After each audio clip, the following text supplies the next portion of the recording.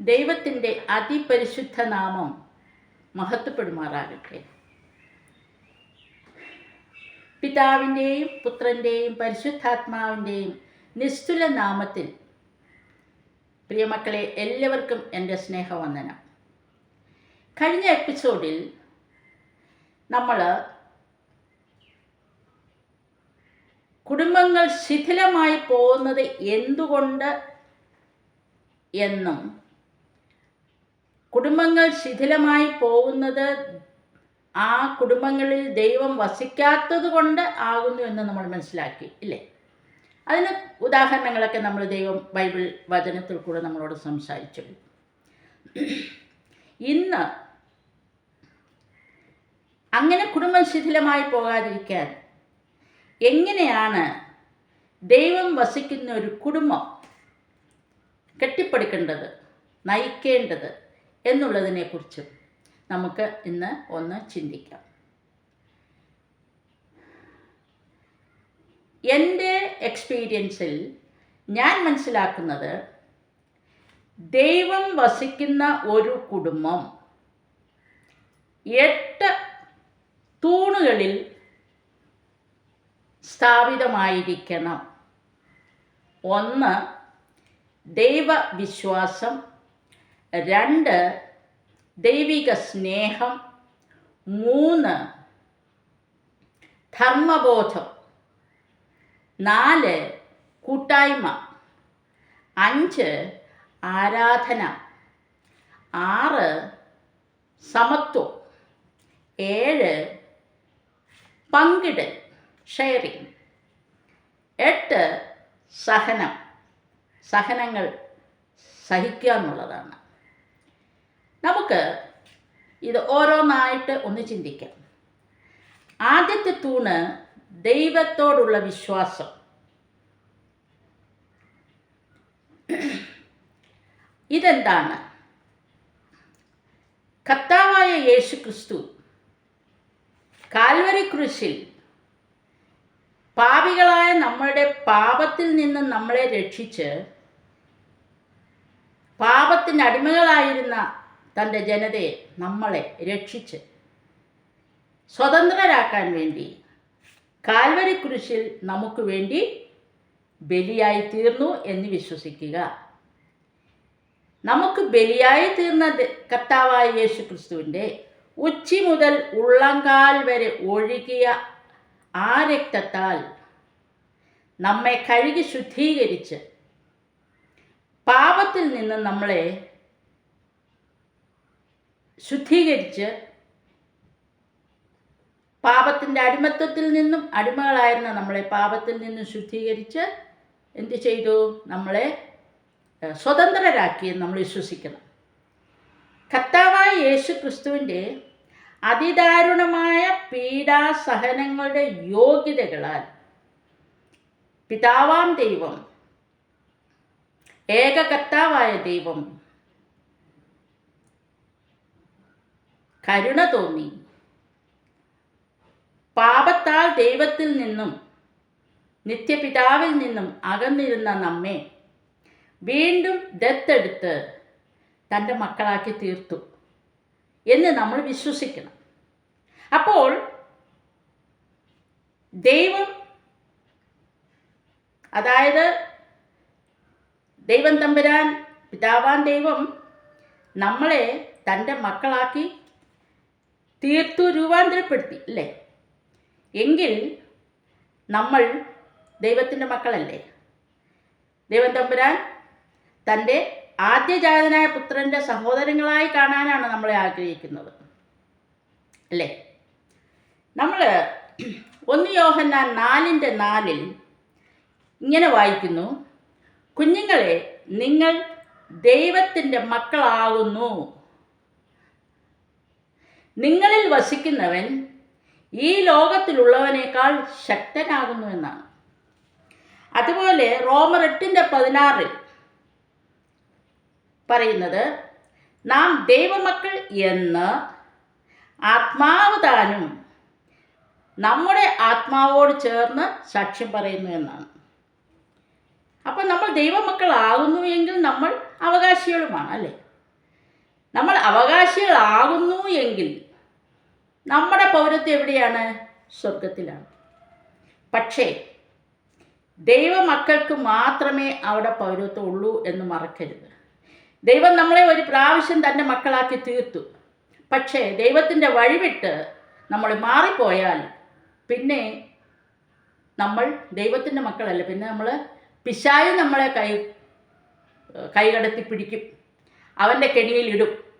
പിശാചിൻ്റെ കെണിയിൽ പെട്ടുപോയാൽ അങ്ങനെയുള്ള വീടുകളിലാണ് പതുക്കെ ശിഥിലങ്ങൾ, പ്രശ്നങ്ങൾ, ക്രൂരകൃത്യങ്ങൾ ഒക്കെ പിശാചിൻ്റെ അടിമയായി പോകുന്നത് കൊണ്ടാണ് ചെയ്തു പോകുന്നത്. അപ്പോൾ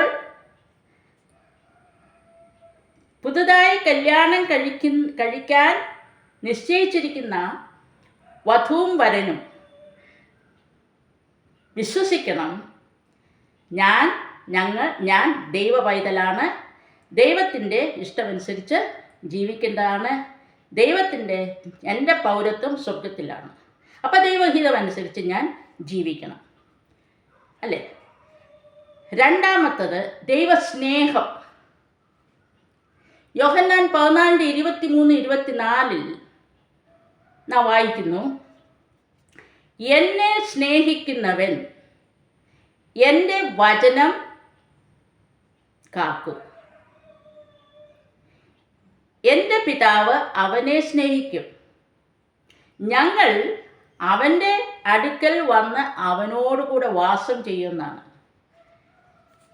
അല്ലേ? അപ്പം നമുക്ക്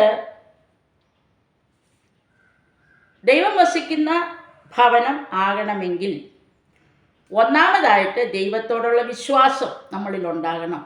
2, ദൈവസ്നേഹം. യോഹന്നാൻ 15:7 എന്താ പറയുന്നു? നിങ്ങൾ എന്നിലും എൻ്റെ വചനം നിങ്ങളിലും വസിച്ചാൽ, നിങ്ങൾ എന്തെങ്കിലും ഇച്ഛിച്ചാൽ, നിങ്ങൾ അപേക്ഷിക്കുന്നത്, നിങ്ങൾ എന്തെങ്കിലും ഇച്ഛിച്ചാൽ, നിങ്ങൾ അപേക്ഷിച്ചാൽ അത് നിങ്ങൾക്ക് കിട്ടുമെന്നാണ്. ഇതൊക്കെ ദൈവത്തിൻ്റെ വാഗ്ദാനങ്ങളാണ്. അപ്പോൾ നമ്മൾ ദൈവത്തെ സ്നേഹിക്കുന്നു എന്ന് എങ്ങനെയാണ് ദൈവം മനസ്സിലാക്കേണ്ടത്? നമ്മൾ മർക്കോസിൻ്റെ സുവിശേഷം 12-ാം അധ്യായം 29 മുതൽ 31 വരെ വായിക്കുമ്പോൾ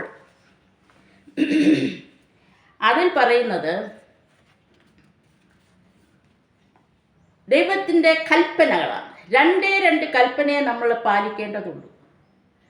ദൈവം പറയുന്നത്, എൻ്റെ വചനം നീ എന്നിലും വസിച്ചാൽ നീ എന്തപേക്ഷിച്ചാലും കിട്ടുമെന്നാണ്. അപ്പം നമ്മൾ എന്ത് ചെയ്യണം? ദൈവത്തിൻ്റെ വചനം എന്താണെന്ന് മനസ്സിലാക്കണം. ദൈവത്തിൻ്റെ കൽപ്പന 2 കൽപ്പന. 1, കർത്താവായ ദൈവം ഏക കർത്താവാണെന്ന് വിശ്വസിക്കുക. ആ കർത്താവായ ദൈവത്തെ പൂർണ്ണ ഹൃദയത്തോടും പൂർണ്ണ ആത്മാവോടും പൂർണ്ണ മനസ്സോടും പൂർണ്ണ ശക്തിയോടും കൂടെ സ്നേഹിക്കുക. 2-ാമത്തെ കൽപ്പന, കൂട്ടുകാരനെ നിന്നെപ്പോലെ സ്നേഹിക്കുക. ഈ 2 കൽപ്പനകളിലും സകലം അടങ്ങിയിട്ടുണ്ട്, അല്ലേ? ഇതിലടങ്ങിയിരിക്കുന്ന വേറൊരു സാമ്യമായിട്ടുള്ള ഒരിത് നമ്മൾ സങ്കീർത്തനം 15 നമ്മളെ വായിക്കുന്നു, യഹോവേ നിന്റെ കൂടാരത്തിൽ ആർ പാർക്കും, നിന്റെ വിശുദ്ധ പർവ്വതത്തിൽ ആർ വസിക്കും? നിഷ്കളങ്കരായി നേർന്ന് നീതി പ്രവർത്തിക്കുകയും ഹൃദയപൂർവ്വം സത്യം സംസാരിക്കുകയും ചെയ്യുന്നവൻ, നാവ് കൊണ്ട് കുരള പറയാതെയും കൂട്ടുകാരനോട് ദോഷം ചെയ്യാതെയും കൂട്ടുകാരന് അപമാനം വരുത്താതെയും ഇരിക്കുന്നവൻ, വഷളനെ നിന്ദ്യനായി എണ്ണുകയും യഹോവ ഭക്തന്മാരെ ബഹുമാനിക്കുകയും ചെയ്യുന്നവൻ, സത്യം ചെയ്തിട്ട് ഛേദം വന്നാലും മാറാത്തവൻ, തൻ്റെ ദ്രവ്യം പലിശയ്ക്ക് കൊടുക്കാതെയും കുറ്റമില്ലാത്തവന് വിരോധമായി കൈക്കൂലി വാങ്ങാതെ ഇരിക്കുന്നവൻ, ഇങ്ങനെ ചെയ്യുന്നവൻ ഒരു നാളും കുലുങ്ങിപ്പോകുകയില്ല. അപ്പോൾ ഈ രണ്ട് കാര്യം ആദ്യമായിട്ട് വിവാഹം കഴിക്കാൻ പോകുന്ന ഒരു സ്ത്രീയും പുരുഷനും വിശ്വസിച്ചിരിക്കണം, അത് പാലിച്ചിരിക്കണം. പിന്നെ വേറെ ഒരു നമ്മൾ ഇപ്പം ദൈവം വസിക്കുന്ന ഒരു ഭവനത്തെക്കുറിച്ച് നമ്മൾ ചിന്തിക്കുമ്പോൾ ആദ്യമായിട്ട് നമ്മുടെ മനസ്സിൽ വരുന്നത് ഏത് കുടുംബമാണ്? വിശുദ്ധ കുടുംബം. പരിശുദ്ധ കന്യകമറിയാമും യൗസേപ്പ് പിതാവും നമ്മുടെ കർത്താവായ യേശു ക്രിസ്തുവും ചേർന്നുള്ള ആ കുടുംബം. അവിടെ നമ്മൾ ലൂക്കോസിൻ്റെ സുവിശേഷം 1-ാം അധ്യായം 26 മുതൽ 38 വരെയുള്ള വാക്യങ്ങൾ വായിക്കുമ്പോൾ നമുക്ക് മനസ്സിലാകുന്നത്, നമ്മളിങ്ങനെയാണ് വായിക്കുന്നത്. അതായത് അതിൽ നിന്ന് ചുരുക്കത്തിൽ പറയാം, മൊത്തമായിട്ട് പറയാൻ സമയമില്ല. അതായത് ഗബ്രിയേൽ മാലാഖ വന്ന ഒരു സാധാരണ പെൺകുട്ടിയോട് പറയുകയാണ്, എന്താ പറയുന്നത്?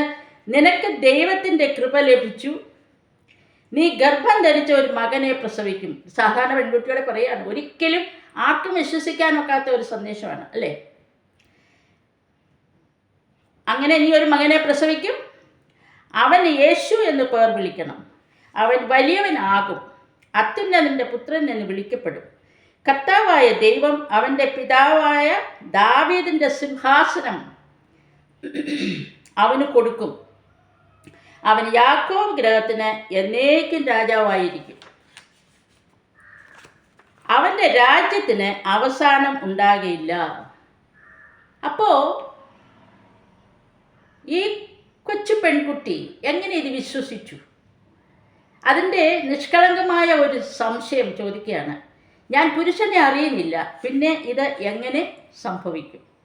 അതൊക്കെ നിഷ്കളങ്കതയിൽ നിന്നും വരുന്ന അറിവില്ലായ്മ താഴ്മയും വിനയത്തോടും കൂടി മനസ്സിലാക്കി കൊടുക്കുകയാണ് അല്ലേ?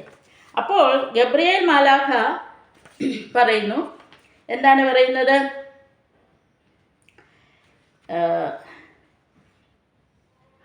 പരിശുദ്ധാത്മാവ് നിന്റെ മേൽ വരും, അത്യുന്നതൻ്റെ ശക്തി നിന്റെ മേൽ നിഴലിടും. ആകയാൽ ഉത്ഭവിക്കുന്ന വിശുദ്ധ പ്രജ ദൈവപുത്രൻ എന്ന് വിളിക്കപ്പെടും. നിന്റെ അതായത് ഇത്രയും കേട്ടപ്പോൾ പരിശുദ്ധ കന്യകാമറിയം സാധാരണയായ ഒരു പെൺകുട്ടി ദൈവത്തിൽ ആഴമായ വിശ്വാസവും ദൈവത്തോടുള്ള ആഴമായ സ്നേഹവും കാരണം അവൾ അത് താഴ്മയും വിനയത്തോടും കൂടി അത് സ്വീകരിക്കുകയാണ്, എന്നിട്ട് അവളെ തന്നെ ദൈവപദ്ധതിക്കായിട്ട് സമർപ്പിച്ചു കൊടുക്കുന്നതായിട്ട് നമ്മൾ കാണുന്നത് അല്ലേ?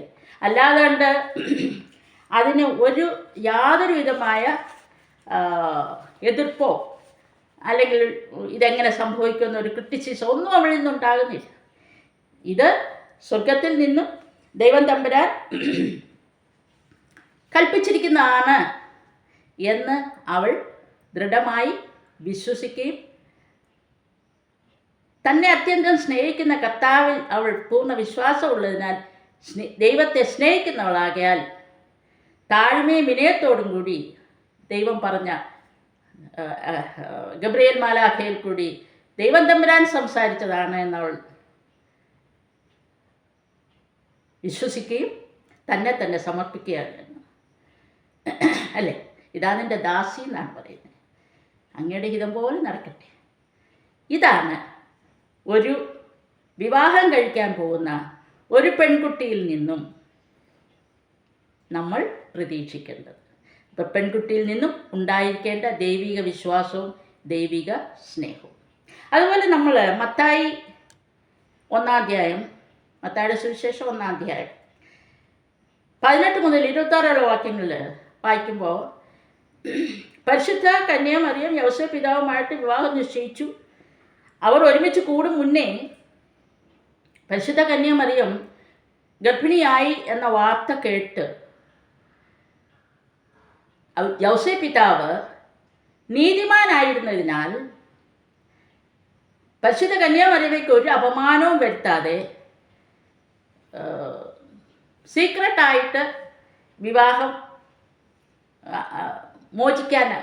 വിവാഹ മോചനം ആഗ്രഹിക്കുകയാണ് അല്ലേ. അവളെ വിവാഹമോചനം ആഗ്രഹിക്കുകയാണ്. അപ്പോൾ അങ്ങനെ നിശ്ചയിച്ചുറപ്പിച്ചിരിക്കുമ്പോഴാണ് ഉറക്കത്തിൽ ദൈവദൂതൻ യോസേപ്പ് പിതാവിനോട് സംസാരിക്കുന്നു. യോസേപ്പ് പിതാവിനോട് പറയുന്നു, നീ അങ്ങനെ അവളെ സംശയിക്കണ്ട. അവളിൽ ഉത്ഭവിച്ചിരിക്കുന്നത് പരിശുദ്ധാത്മാവിനാലാണ്. അവളൊരു മകനെ പ്രസവിക്കും. അവൻ തൻ്റെ ജനതയുടെ പാപത്തിൽ നിന്നും അവരെ മോചിപ്പിക്കാനുള്ളവനാകയാൽ അവന് യേശു എന്ന നീ പേരിടണം. അപ്പോൾ ഈ ദൂതൻ്റെ യോസേപ്പ് പിതാവിനോട് പറഞ്ഞത്, യോസേപ്പ് പിതാവ് അത് ദൈവകൽപ്പനയായിട്ടു അങ്ങ് ഏറ്റെടുക്കും. അതേപോലെ അനുസരിക്കുകയാണ് ചെയ്തല്ലേ. അവളെ സീക്രട്ടായിട്ട് ഉപേക്ഷിക്കാനിരുന്ന യോസേപ്പ് പിതാവ് അവളെ കൂട്ടിച്ചേർത്തു. അവളോടൊപ്പം ദൈവത്തിൻ്റെ പദ്ധതി മനസ്സിലാക്കി ആ പദ്ധതി അനുസരിച്ച് ജീവിക്കാൻ നിശ്ചയിച്ച് അവരൊരുമിച്ച് കൂടുതലായിട്ടാണ് നമ്മൾ കാണുന്നത്. ഇവിടെ പരിശുദ്ധ കന്യാമറിയാത്തിനും യോസേപ്പ് പിതാവിനും ഒരുമിച്ച് ദൈവം തമ്പുരാനാണ് ഒരുമിച്ചാക്കിയതെന്നും ദൈവത്തിൻ്റെ പദ്ധതി, അതായത് തൻ്റെ ജനതയെ പാപത്തിൽ നിന്ന് മോചിപ്പിക്കാനായിട്ടുള്ള ദൈവത്തിൻ്റെ പദ്ധതി ആണ് എന്ന് അവർ ദൃഢമായി വിശ്വസിച്ചു. അപ്പോൾ അവർ അതിനു വേണ്ടി അവർ എന്ത് ദുർഘട സമയങ്ങൾ വന്നിട്ടുണ്ടെങ്കിലും എല്ലാം അതിജീവിച്ച് ദൈവപദ്ധതി നടപ്പിലാക്കാനായിട്ട് രണ്ടുപേരും ഒരുപോലെ മുന്നോട്ട് പോകുന്നതായിട്ടാണ് നമ്മൾ കാണുന്നത്. ഈ ഒരു മനോഭാവമാണ് പുതുതായിട്ട് കല്യാണം കഴിക്കാൻ പോകുന്ന ഒരു സ്ത്രീക്കും പുരുഷനും ഉണ്ടാകുന്നത്. അപ്പോൾ ദൈവിക വിശ്വാസവും ദൈവിക സ്നേഹവും ഉള്ള ഒരു സ്ത്രീയും പുരുഷനും തമ്മിൽ യോജിക്കുമ്പോൾ, തമ്മിൽ ഒരുമിക്കുന്നതിന് മുന്നേ അവർ മനസ്സിലാക്കേണ്ട ഒരു വലിയൊരു പ്രധാന കാര്യമുണ്ട്. വിവാഹം. ഇന്നൊക്കെ വിവാഹം എന്ന് പറയുമ്പോൾ ഒരു ആർഭാടം, ഒരു സെലിബ്രേഷൻ, മറ്റുള്ളവരെ കൂടുതൽ ആൾക്കാരെ വിളിക്കുക, കൂടുതലായിട്ട് പബ്ലിസിറ്റി കൊടുക്കുക, അല്ലയോ? വരിയായിട്ട് ഫാഷൻ പരേഡ്, പിന്നെ കാണാത്ത വേഷങ്ങൾ, ഇതൊക്കെ ഇട്ട് ദൈവം മുമ്പാകെ വന്ന് ദൈവം മുമ്പാകെയാണ് ഞാൻ നിൽക്കാൻ പോകുന്നുള്ള യാതൊരു ചിന്തയും ഇല്ലാത്ത ഒരു മനോഭാവമാണ് നമ്മളിപ്പോൾ. ഒരു രസം, ചിലർ കാളവണ്ടിയെ വരുന്നു, ചിലർ ഓട്ടോയെ വരുന്നു, അല്ലേ? ഈ തോന്നുന്ന പോലെയൊക്കെയാണ് ബഹളം കൂട്ടി. എന്നാൽ എന്താണ് അതിന് കാരണം? ഞാനവരെ കുറ്റം പറയത്തില്ല. മാതാപിതാക്കൾ അവർക്ക് പറഞ്ഞു കൊടുത്തില്ല. വിവാഹം എന്ന് പറയുന്ന ഒരു സാധാരണ ചടങ്ങല്ല, ഒരു സെലിബ്രേഷൻ അല്ല. പിന്നെയോ ഒരു സ്ത്രീയെയും ഒരു പുരുഷനെയും സ്വർഗത്തിൽ നിത്യപിതാവ് കർത്താവായ ദൈവം അവരെ തമ്മിൽ നിശ്ചയിച്ച് ഉറപ്പിച്ച് അവരെ ഒന്നിച്ച് ചേർക്കാനായിട്ട് ആഗ്രഹിച്ചപ്പോൾ ഭൂമിയിൽ വിവാഹം എന്ന പരിശുദ്ധമായ കൂദാശയിലൂടെ അവരെ ഒന്നാക്കി, അവരെ ഒരുമിപ്പിച്ച് ദൈവപദ്ധതിക്ക് വേണ്ടി ഒരുക്കുന്നു എന്നുള്ളതാണ് വിവാഹം കഴിയാൻ പോകുന്ന കുഞ്ഞുങ്ങൾ വിവാഹത്തെക്കുറിച്ച് മനസ്സിലാക്കേണ്ടത്. അങ്ങനെ മനസ്സിലായാൽ മാത്രമേ വിവാഹത്തിന് പള്ളിയിൽ കയറുമ്പോഴും വിവാഹ നിശ്ചയം കഴിയുമ്പോഴും അവരുടെ മനസ്സിൽ എപ്പോഴും ദൈവത്തോടുള്ള പ്രാർത്ഥന നിരന്തര പ്രാർത്ഥനയായിരിക്കും. അതായത്, ദൈവമേ, ഞങ്ങളെ ഞങ്ങളെ ഇരുവരെയും സ്വർഗത്തിൽ നീ നിശ്ചയിച്ചുറപ്പിച്ച് ഈ വിവാഹം നിന്റെ പദ്ധതി നടപ്പാക്കുന്നതിന് വേണ്ടിയാണല്ലോ. അതിനുവേണ്ടി ഞങ്ങളെ അവിടുത്തെ പരിശുദ്ധാത്മാവിനെ നയിക്കണമേ എന്ന് പ്രാർത്ഥിച്ചുകൊണ്ടിരിക്കും. അതുപോലെ വിവാഹത്തിന് പള്ളിയിലേക്ക് വരുമ്പോൾ, വിവാഹ ചടങ്ങ് തുടങ്ങുന്നതിന് വരുമ്പോൾ, വിവാഹ കൂദാശ നടക്കുമ്പോൾ ആ സമയം ഭയഭക്തിയോടും വിറയലോടും താഴ്മയോടും വിനയത്തോടും കൂടെ ദൈവത്തോടെ അപേക്ഷിച്ചുകൊണ്ട് നിൽക്കേണ്ട രണ്ടുപേരാണ് ഈ വിവാഹം കഴിക്കാൻ പോകുന്നത്. അവർ ദൈവത്തോടെ പ്രാർത്ഥിക്കുന്നത്, ദൈവമേ, ഇപ്പോൾ നീ ഞങ്ങളെ അവിടുത്തെ പദ്ധതിക്കായി വേർതിരിച്ച് ഞങ്ങളെ ഒരുമിപ്പിച്ച് അവിടുത്തെ പദ്ധതി നടപ്പിലാക്കാനായിട്ട് ഞങ്ങളെ ഇപ്പോൾ ഒരുമിപ്പിക്കുന്ന ഈ കൂദാശയിലൂടെ അവിടുത്തെ പരിശുദ്ധാത്മാവിനാൽ ഞങ്ങളെ നിറച്ച് അവിടുത്തെ പദ്ധതി പൂർണ്ണമായി നടപ്പിലാക്കാൻ ഞങ്ങളെ ശക്തീകരിക്കണമേ എന്ന് പ്രാർത്ഥിക്കണം. അത് ചെയ്യുന്നു എങ്കിൽ ദൈവം തമ്പുരാൻ തീർച്ചയായും അവരുടെ ഉള്ളിൽ കാണും, ഒരു സംശയമില്ല. ഇല്ല എങ്കിൽ വിവാഹം ഒരു ആർഭാടം, ഒരു സെലിബ്രേഷൻ, ചിലർ പൈശാചികമായ ഒരു പോക്കാണ്. ചിലതൊക്കെ കാണുമ്പോൾ എനിക്ക് വലിയ വിഷമം തോന്നി. ഇതെന്തോ ആണെന്ന് അവരറിയാതാണല്ലോ ഈ കോമാളിയെല്ലാം കാണിക്കുന്നത്. അതൊരിക്കലും പാടില്ല. അപ്പോൾ ഇനി വിവാഹത്തിന് ശേഷം നമ്മൾ എങ്ങനെയായിരിക്കണം എന്നുള്ളതിനെക്കുറിച്ച് ചിന്തിക്കാം. വിവാഹത്തിന് ശേഷം ഇരുവർക്കും പരിശുദ്ധ കന്യാമറിയാമലും യൗസേപ്പിതാവിലും ഉണ്ടായിരുന്നതുപോലെ നമ്മുടെ ധർമ്മബോധം ദൈവത്തിൻ്റെ പദ്ധതിക്കായി നമ്മളെ ഒരുക്കി ഒന്നിപ്പിച്ചിരിക്കുകയാണ്. ആ പദ്ധതി നടപ്പിലാക്കാൻ ഞങ്ങൾ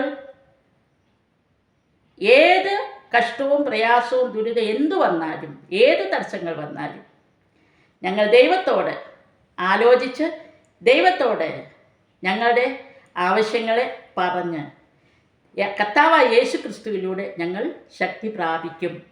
ദൈവത്തിൻ്റെ പദ്ധതി നടപ്പിലാക്കാൻ ഞങ്ങൾ ഒരുമിച്ച് ഐക്യത്തോടുകൂടി, ഒരുമയോടുകൂടി, താഴ്മയും വിനയത്തോടും കൂടി ദൈവത്തിൻ്റെ കൈപിടിച്ച് ദൈവം കാണിക്കുന്ന പാതയിൽ ദൈവഹിതം നടക്കും എന്ന് ദൃഢനിശ്ചയെടുക്കുക. രണ്ടാമതായിട്ട്, അങ്ങനെ ഒരു നിശ്ചയം എടുത്ത കുടുംബത്തിൽ ഉണ്ടാകുന്നത് ഒരു കൂട്ടായ്മയാണ്. കൂട്ടായ്മ എന്ന് പറഞ്ഞാൽ എന്താണ്?